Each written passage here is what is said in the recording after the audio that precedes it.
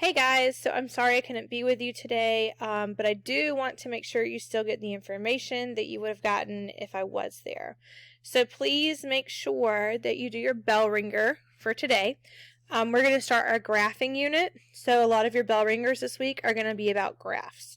Today's bell ringer says, what is one thing that you can tell me from looking at this graph? Whenever we do graphs, you need to make sure you're paying attention to the information that it's giving. And a lot of that information you can find in the title.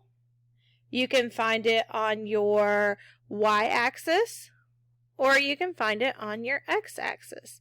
So by looking at all the different data on this graph, you should be able to pick out a trend or be able to pick out some type of information.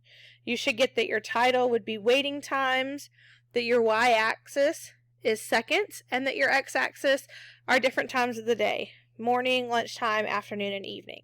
So this graph essentially shows you the different waiting times based off the time of the day.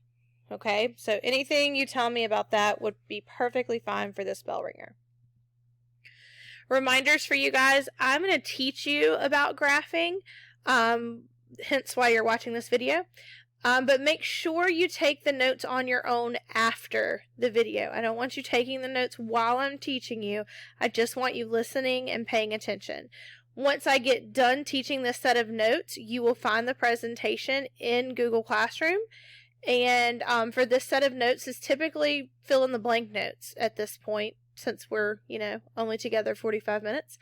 So you will find the word that's supposed to go in the blank. It's highlighted in my presentation. So it should be super easy for you to find this information and write it down into your Cornell notes. There has been a new ed puzzle assigned to you guys. It's a graphing ed puzzle. Once again, it is under 5 minutes, but its due date is this coming Friday, and your science skills vocabulary is due this Friday as well, so don't let that sneak up on you. Anytime your vocab is due, we typically have a quiz that day. So your scientific inquiry and graphing quiz will be this Friday. So make sure you're familiar with your scientific inquiry notes that we just did last week, and also this set of graphing notes. So let's get started. You guys have your Cornell note copy in the packet on your table. So all of you guys should have, when you walked in the classroom, grabbed a bell ringer out of the folder and then grabbed a packet out of the folder. This packet still continues to go behind the Science Skills tab in your binder. Okay, so this just goes right in behind what we have already started. So let's talk about data, because we collect data whenever we go through our steps of the scientific method. We typically collect data during our experiments, and that helps us understand and explain our results. That data is either going to support our hypothesis or it's going to contradict the hypothesis. Organizing the data helps to make it easy to interpret and analyze the trends. So that is why we typically use our tables and our graphs to understand and communicate our results. So why is it that we use graphs? The purpose of a graph is to show a visual representation of the relationships, okay? So you collect all this data when you do these experiments, but this is a visual way for people and for yourself to see the different trends and patterns that may have showed up in your experiment. So here's the first part. You can see the words are highlighted. That means that it is a part that goes into the blank of your notes. Do not fill it in now, just pay attention.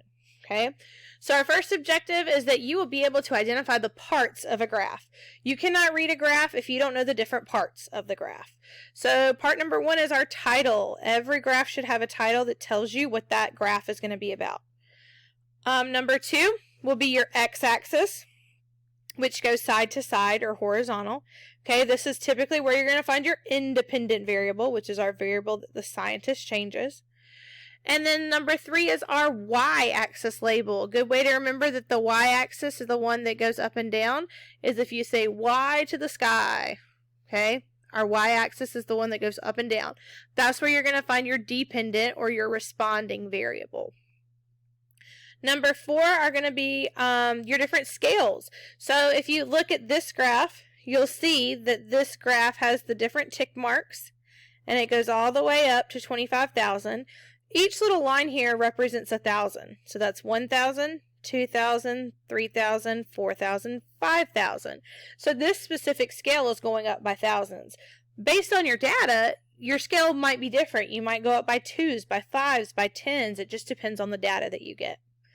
And then part number 5 is going to be your actual data points where you're plugging in the information that you gathered from your experiment. There are 3 types of graphs. So objective number 2 is for you guys to be able to choose the appropriate graph based on the data that you get. So the 3 graphs we're talking about are bar graphs, circle graphs, and line graphs. Our bar graphs are typically used when we compare 2 or more things. So comparisons are going to be with the bar graph. Circle graphs are more so the type of graph that we use when we have percentages. So if we want to look at parts of a whole, we're going to use a circle graph or also a pie chart. And then the other type of graph is a line graph, and line graphs are there to show change over time. So if you're looking at temperatures throughout the year, that might be a good graph to use because it's showing a change over a long period of time. So let's get into the specifics. Bar graphs, we said, were used to compare 2 or more things. So when you have a bar graph, you're using bars, to show comparisons between different categories of data. So if you were to have a vote in class on favorite ice cream flavors, favorite, I don't know, superheroes, favorite apps, whatever, those would be comparing 2 or more things, so bar graphs would be great to use for that. And notice how your bar graph here, you look at the information in the data table, and then you plug it into your graph. So your ice cream type would be down here on your x-axis, and the number of votes would be right here on your y-axis. Okay? And the title of your graph is ice cream preference. So you have these bars here to show comparisons based off of what people liked best. Circle graphs, we said, show percentages and they're parts of a whole. Circle graphs are made into like different slices, as you can see here. They always have to add up to 100%. Always, always, always. You might have questions that come up that asks you to estimate what percentage something would be, and all you do is add up the other ones and subtract it from 100, and you would get your missing percentage, because all circle graphs should be out of 100%. Okay, circle graphs have to have keys most of the time, especially if they're color coded, to let you know what each part of the graph represents. So, for example, this graph shows a 24-hour time budget for an average school day. So it looks like the majority of students, the amount of time spent is sleeping. So 34% is sleeping. Next is at 29%, which means that they're at school. Then you have 13%, which is leisure, doing what you want to do. Then you have 10% down here, that's your homework. 8% is sports, and 6% is eating. Okay, I'm sure that would be different for a lot of you. Maybe that eating would be more, maybe your sports would be more, maybe sleeping would be more, I don't know. But either way, it's out of 100%, and you're taking this data and showing these parts that add up into a whole. Line graphs show change over a period of time. So what you're typically doing is plotting data points and then connecting them with a line. You can have a double line graph if you're plotting 2 sets of information. And when that happens, points from different lines can share the same spot on a graph. If it's the same data, it has to share the same spot. But in the situation where you do have more than one line and it's a double line graph, you have to have a key. So we got to know which line represents what. Okay, so this graph here, I see months down here on my x-axis, which shows me the period of time. So I know this is going to show me change over time. And then on my y-axis, I have from 0 all the way up to 600. So specifically, without this axis labeled, I don't really know what exactly it is that we're measuring here. The only thing I can see is a trend that in January there was more of something than there was in February. And then it started rising in March. It hit an all-time high in April and then an all-time low in May. Okay, so see why labeling the different axes in the title is so important to actually give you all the information you need, because in this graph, we don't really know everything. We don't really have everything we need. But it was just on this slide to show you what a line graph would look like and what the different parts of a line graph are. You have your data points, your line segments, you'll always have a title and a vertical and horizontal axis, and you'll always have a scale. So here's that double line graph I was talking about. Graphing more than one set of data on the same graph is allowed, and it's called a double line graph. Like I said, you have to have a key. So for example, this graph here is showing over a span of what looks like 6 years, and it shows the profit that each one of these companies had made. The blue company, or the blue line, is company A. The red line is company B. So it looks like company A is killing it. They do so good. And then they have a drop, and they share the same exact data point as company B for the year 2004-2005.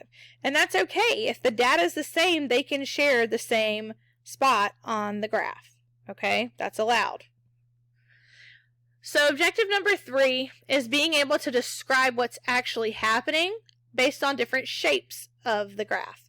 This you're going to see a lot in our physics unit, because physics, we're graphing motion. Okay, so with our graphs, we always look at our x and y axis to see what it is that we're measuring, and then we can make an assumption about what the object's doing. So in this graph, this is a distance time graph. I'm looking at amount of meters in amount of seconds, and I see this horizontal line here. This means that as time goes on, that object has not moved. It's still at the same spot.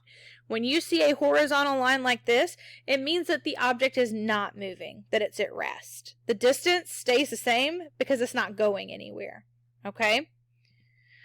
Now, when you have a diagonal line like this that starts at the beginning and gradually goes up, this is going up at a constant rate. Anytime you see a diagonal line, it's going to be a constant rate of speed.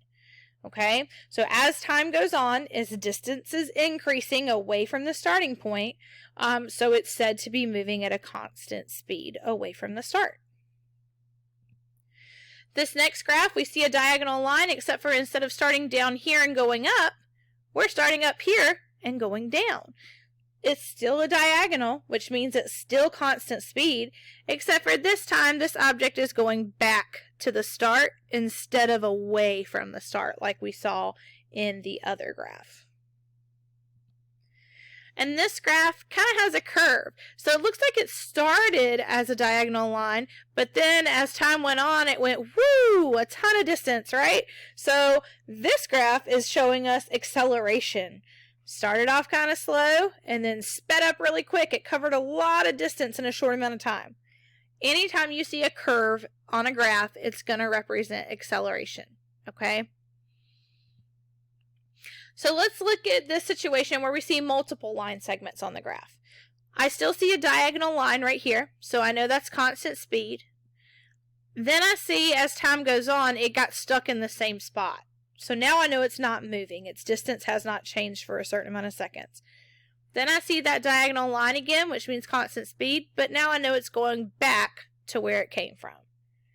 That's how you read a graph. If you know what the different lines and shapes mean, you can tell the motion of the object that's being graphed. So here's an example for you. Johnny's mother brought him to school, and then she went back home for 3 hours. Then she went to the store for 2 hours, which was on her way to Johnny's school. And after she was done shopping, she continued on to Johnny's school to pick him up. And then they went back home for the rest of the day. This graph represents that. Took him to school, went back home, stayed home for a period of time, drove to the store, went shopping, left the store to go to Johnny's school, then drove him all the way back home where they stayed for the rest of the evening. Okay, so see how given a story, you could be able to graph that. Even if you weren't even given specific data, you should be able to tell the shape of a graph, right? So these diagonal lines represent constant speed. If it's going back down like we see in segment 2 and 7, that means it's going back to the start. If we see a flat horizontal line like at 3 and at 5, that means it stopped. Okay, so you just have to be able to understand what those different shapes mean. Alright, so that is it for me. I need you guys to go into Google Classroom, pull up this presentation, it was posted today, and then fill in those highlighted words into your notes. If you have any questions, email me and I will be more than happy to help you. Good luck!